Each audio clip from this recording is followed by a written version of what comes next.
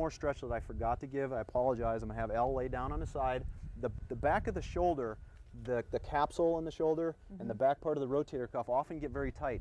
So if you see a lot of times on pitchers, going back into external rotation, they have a lot of range, but coming forward into internal rotation, they oftentimes don't have the range. And what happens is the back of the capsule is very tight. So a stretch that you can do, you can have your athlete lay on their side. Their arm is going to be at about 90 degrees. The elbow is at 90 degrees. And then you're going to have them slowly just pull their hand down to the ground. Then you feel a great stretch in the back of the shoulder. Any athlete that has bicep tendonitis needs to be doing this stretch as part of it. So again, very, very important to add in. I have a question for you too, Al. When you started training your athletes with this kind of stuff, did you get resistance from them? Yeah, absolutely. This type of training, as it is right now, is kind of new in the whole scope of professional sports, particularly what I had worked in for 9 years. But it really takes somebody just to try it. Right. And they're so they immediately feel differently after they try it. And this flexibility program that Mike has gone over with is it's fabulous. And this is probably the most underrated part of any kind of training component that you can have, because this allows you to have normal muscle length. With normal muscle length, you're more likely to have normal joint length or normal joint position. And without optimum joint position, optimal muscle length, it's not reasonable to think you're going to have optimum performance. Right, and possibly a bad injury. Well, you know, just over the years, I've worked with a lot of great pitching coaches who are very fundamentally sound on pitching mechanics and able to spot things as they happen. But I think one thing that a lot of pitching coaches get in the habit of is they're so good at noticing flaws in pitching mechanics, how to make adjustments to those. A common adjustment, like you may hear somebody say, you're not getting out in front enough, you're cutting yourself off.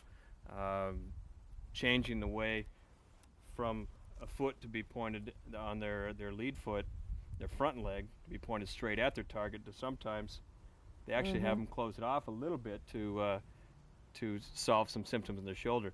If you take a look back at the whole scope of the body and examine the possibility that maybe it's not a technical flaw, maybe it's something to do that's very simple to correct, strengthen the core, stretch all the body's muscles. That's exactly what Dick and I learned when we went to a seminar where we found Mike.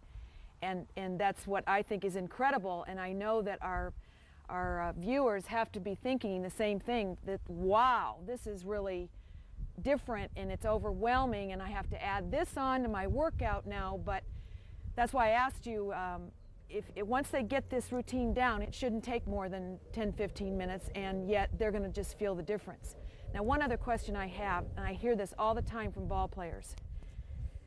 At the end of the season, after so many innings of pitching, they lose a lot of weight, their muscles atrophy, they just get weaker because they don't eat right, the road trips, they don't, they sleep instead of eat, and we all know the whole story. So they tell me that they need to bulk up during season because they have to get ready to tear down all of this muscle. Now, I'm just wondering, with this different kind of workout, because you're so strong in areas that you were never strong before, it would seem to me that you wouldn't be able to tear down the body as much because you've worked so deep with the stabilizers and the core and all of the balance muscles. What's your opinion on that? You said exactly. That's exactly what happens. The other thing that we've noticed with this form of training, I know a lot of athletes feel that they may have to gain some weight back. In a program, in an up-and-coming video that Dick and I are going to be doing with Jenny and Al is going to demonstrate how you can incorporate the whole thing and get hypertrophy or make the muscle grow, as well as get functional strength and flexibility all together. And you're right, if the core is strong, if you have good posture, and if you have good flexibility, you're going to tear the system down a lot less.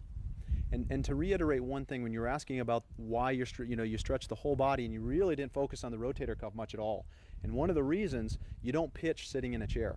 You don't use just your rotator cuff to pitch. So there's no reason for us to address only the rotator cuff, because if we do that, we're not going to get optimal results. Exactly. Good point. So thank you very much for inviting us. Okay.